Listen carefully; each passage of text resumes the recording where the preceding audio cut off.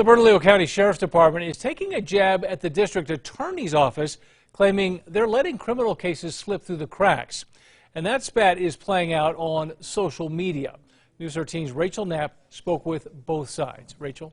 Dean, law enforcement agencies and their local district attorney's offices are supposed to work hand in hand together on cases. But the DA's office says BCSO is airing their grievances the wrong way.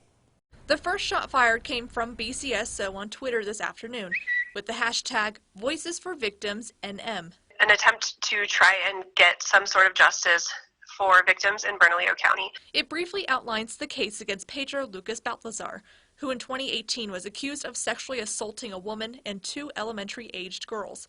The BCSO tweet claims the case was dismissed because the prosecutor missed a deadline and detectives were told there wasn't enough to proceed with the case.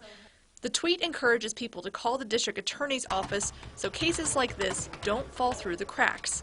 But the DA's office says the tweet is incorrect.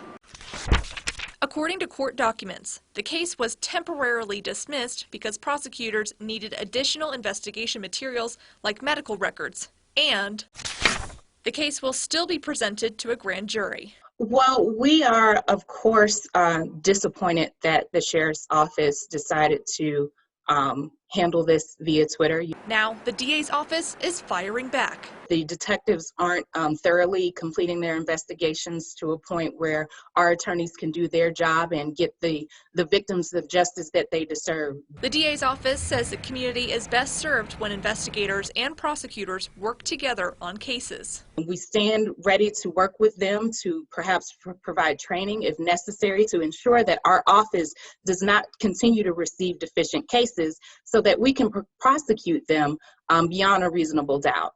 The sheriff's office says there needs to be a better working relationship between the two. Certainly not an attack on the DA's office by any means, but more of maybe a call to action of maybe we all need to get a seat at the same table and have a true discussion on what we need to do to fix this. The sheriff's office claims this is a widespread problem. They directed us to other cases, and we are still looking into them. Dean, back to you. All right, Rachel, thank you. The sheriff's office says they plan on continuing their Twitter campaign highlighting these cases.